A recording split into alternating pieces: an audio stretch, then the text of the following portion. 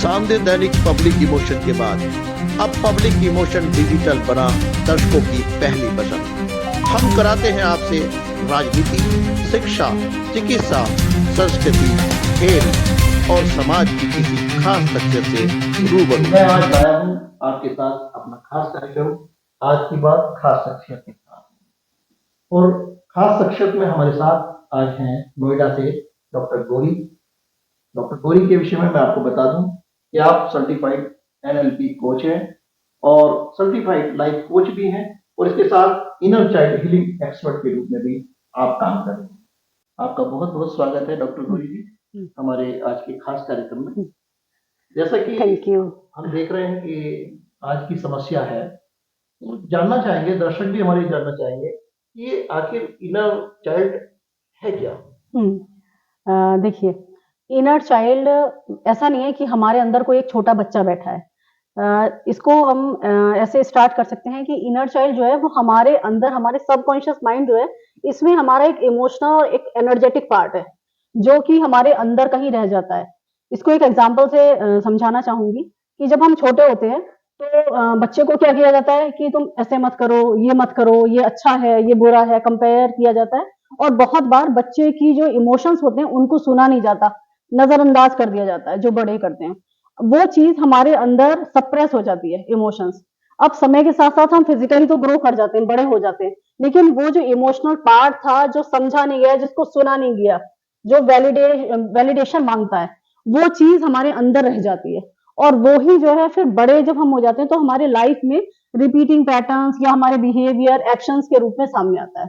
तो वही होता है हमारा इनर चाइल्ड। अच्छा, इसके लिए जो शब्द प्रचलित है इनर चाइल्ड हीलिंग, जिसके आप एक्सपर्ट भी हैं, तो थोड़ा सा आसान भाषा में, क्योंकि आम भाषा में अगर हम बताएंगे तो दर्शकों को आसानी होगी कि इनर चाइल्ड हीलिंग होती क्या है और किस तरह से आप करते हैं। इनर चाइल्ड हीलिंग का मतलब है कि हमारा वो इमोशनल पार्ट जो कि सप्रेस हो गया, जिसको कभी सुना नहीं गया, वो छोटा हमारे अंदर का बच्चा जिसको नहीं सुना गया, जिसको लगा कि मैं जो हूँ इम्पोर्टेंट नहीं हूँ इस लाइफ में, या मैं, मेरी जो है चॉइसेस हैं, मेरे इमोशंस है, वो मायने नहीं रखते। उसको सुनना कि हाँ मेरे अंदर कोई पेन है, कोई हर्टफुल मेमोरी है, उसको सुनना, उसे समझना और फिर उसको हील करना, उसको जड़ से खत्म करना, ये इनर चाइल्ड हीलिंग है। जैसा आपकी बातचीत से मैं समझ पा रहा हूँ कि बचपन के जो घाव या कह लो अवसाद, कुंठा या कुछ ऐसे सपने जो अधूरे रह गए हैं बचपन में, तो आज की लाइफ में ये कैसे परिलक्षित होते हैं, मतलब कैसे हमें दिखाई देते हैं, हम कैसे समझे कि ये बचपन के घाव हैं जो अवसाद के रूप में उभर कर आ रहे हैं, इसकी पहचान आप कैसे करते हैं? हाँ, देखिए, जो इनर चाइल्ड वुंड्स जो होते हैं, जो घाव है हमारे बचपन के, वो एकदम से ऐसे सामने नहीं आते लाइफ में कि आप देख के पहचानो कि ये सिम्टम है, ये सिम्टम है। ये क्या है, जो भी व्यक्ति है उसके लाइफ में क्या घटित हो रहा है उससे पता लगता है। जैसे कि बहुत से लोग हैं आजकल, मैं देखती हूँ बहुत ज्यादा, सबसे कॉमन है क्या है कि टॉक्सिक रिलेशनशिप। एक जैसे पर्सन को हम लाइफ में बार बार अट्रैक्ट करते रहते हैं, एक आया उसके साथ लड़ाई झगड़ा, फिर दूसरा आया, तीसरा, ऐसे करके जो है वो एक पैटर्न हमारे लाइफ में चलता रहता है और हम वहां पे क्या करते हैं, हम सेम रिएक्शन देते हैं कि एक है तो उसके साथ हमने, हमारा क्या बिहेवियर रहा, तो एक पैटर्न, एक लूप में हम फंस जाते हैं। तो अगर किसी व्यक्ति की लाइफ में बार बार एक ही जैसे पैटर्न्स आ रहे हैं, इससे हमें पता लगता है। दूसरा कि अगर कोई हम जो सिंपल भाषा में कहते हैं कि अरे ये व्यक्ति तो बहुत गुस्सैल है, बहुत गुस्से वाला है, तो ये गुस्सा जो है एक्चुअली वो व्यक्ति गुस्सा नहीं है, उसका वो अंदर का जो बचपन का घाव था ना, वो है जहां पे उसको ये लगा कि मैं इम्पोर्टेंट नहीं हूँ या मुझे कोई महत्व नहीं देता। तो ऐसे में वो क्या करता है, वो गुस्से को दबा लेता है। बच्चा छोटा होता है, बड़ों को रिएक्ट कर नहीं सकता, तो वो जब बड़ा हो जाता है तो उसका रिएक्शन क्या होता है, वो बहुत गुस्से में कुछ भी होगा तो एकदम हावी होने की कोशिश करता है।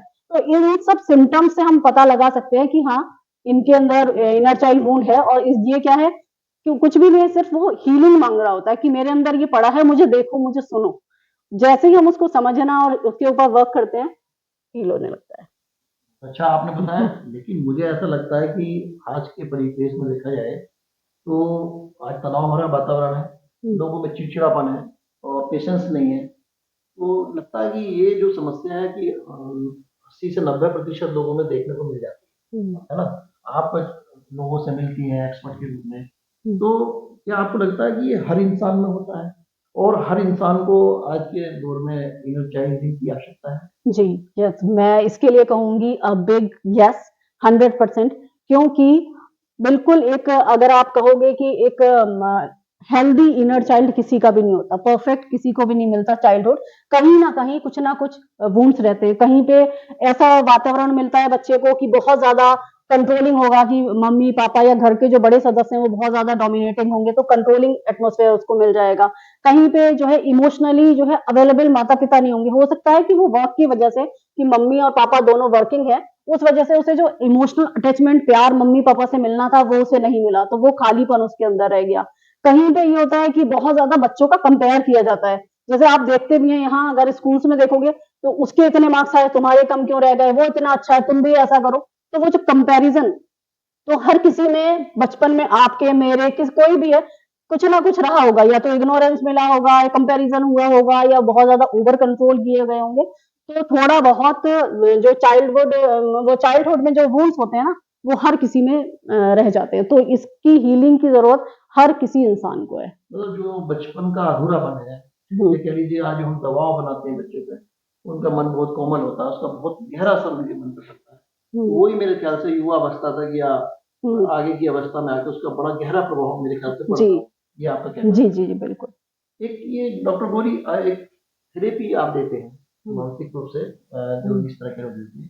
तो समझना चाहेंगे कि इनर चाइल्ड हीलिंग हुँ। और थेरेपी में क्या अंतर है? हुँ। देखिए जो थेरेपी होती है वो प्रॉब्लम बेस होती है कि प्रॉब्लम के ऊपर फोकस करते हैं, और इनर चाइल्ड हीलिंग जो है ये रूट बेस है, जड़ में जाएँगे। मीन्स अगर आप किसी थेरेपिस्ट के पास गए तो वो कहेगा कि अच्छा हाँ, क्या प्रॉब्लम है? ये जो है क्या प्रॉब्लम है, मुझे प्रॉब्लम बताओ।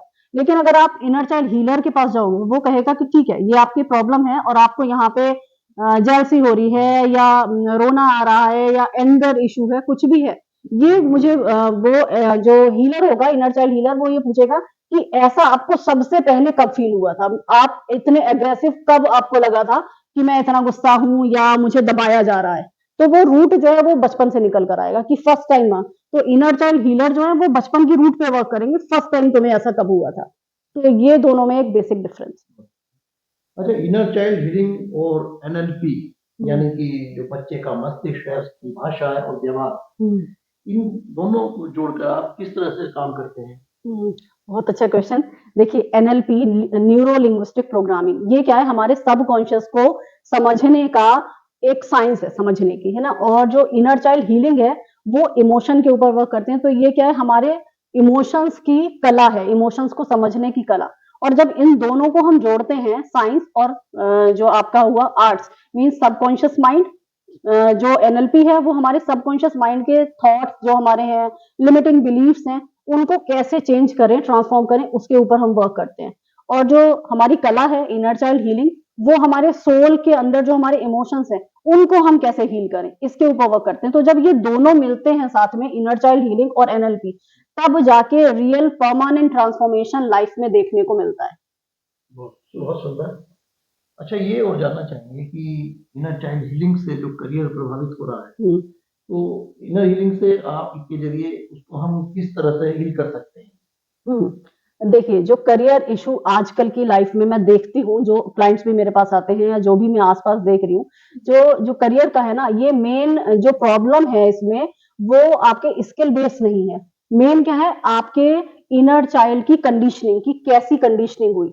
इसको एक एग्ज़ाम्पल से समझाती हूँ। देखिए, एक जो है मेरे पास एक क्लाइंट आया था, वो अपने करियर से रिलेटेड ही आया था।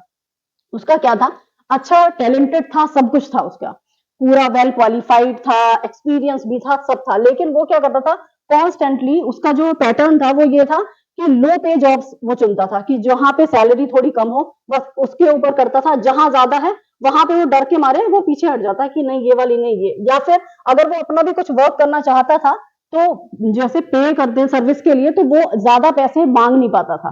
तो ये उसका पैटर्न था।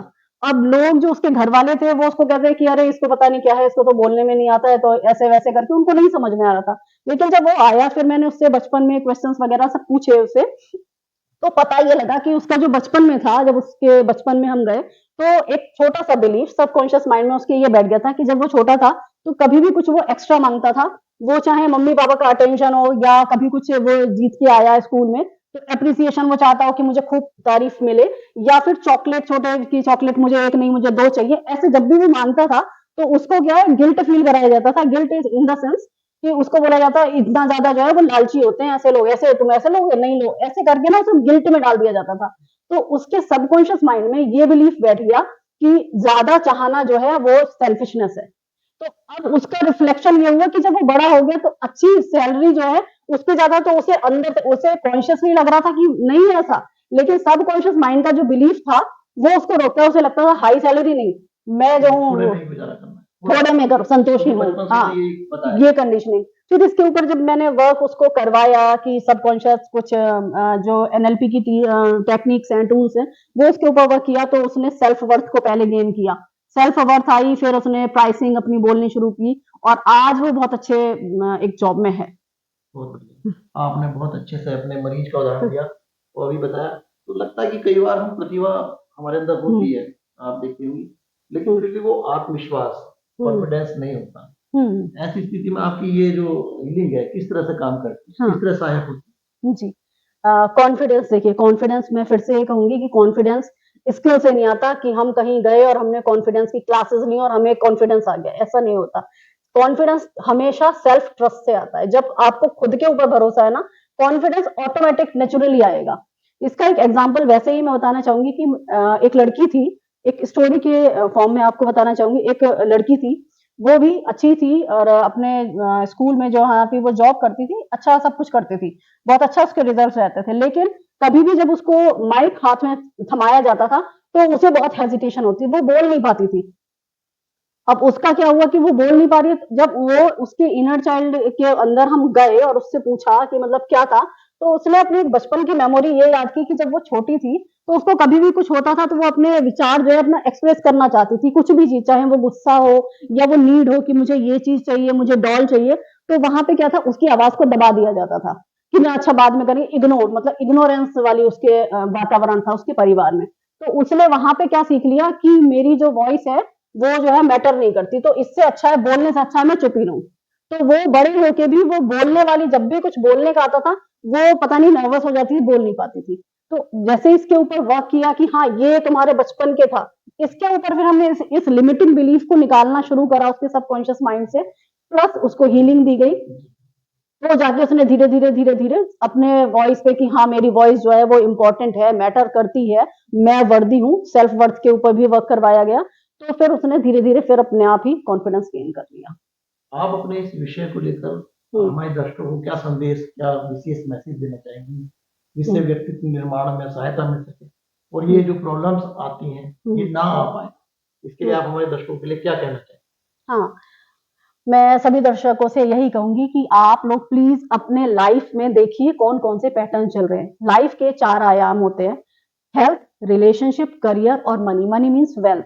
इनमें कहां पर आप स्टक हो और कौन कौन से कहां पे आपको रिपीटिंग सेम तरीके के पैटर्न जो है वो आ रहे हैं, आप एक्सपीरियंस कर रहे हो, और उन एक्सपीरियंस की वजह से खुद को ब्लेम करना बंद करें प्लीज। आप लोगों की कोई गलती नहीं कि मेरी वजह से ऐसा हो रहा है या मुझ में ही कुछ कमी है, ये सिर्फ आपके इनर चाइल्ड कंडीशनिंग है, इनर चाइल्ड की प्रोग्रामिंग, और जिसको कि एक्सपर्ट्स की मदद से बदला जा सकता है। तो मैं बस आपसे यही कहूंगी कि अवेयर रहिए अपने पैटर्न्स, लाइफ पैटर्न्स के थ्रू के लिए, और अपने सबकॉन्शियस में जो भी आपके थॉट चल रहे हैं उनके ऊपर अवेयर रहिए और अपनी हीलिंग जर्नी स्टार्ट कीजिए, जिससे कि ट्रू ट्रांसफॉर्मेशन आप अपनी लाइफ में देख सकें। आपने हमसे बातचीत की, इसके लिए बहुत बहुत धन्यवाद आपका। हम्म, ये थी डॉक्टर गौरी और आपने सुना कि हमारे बचपन की जो भी घटनाएं होती हैं आगे जाकर के हमारा जो व्यक्तित्व निर्माण होता है उसका बहुत बड़ा असर हमारे व्यक्तित्व निर्माण पर पड़ता है। आपने ये भी समझा डॉक्टर गौरी से कि हम इसे किस तरह से दूर कर सकते हैं, एक्सपर्ट की सहायता से और अपनी जागरूकता से। तो दर्शकों, मैं फिर हाजिर होऊंगा अगली बार एक नई शख्सियत के साथ। अब मुझे दीजिए विदा। नमस्कार।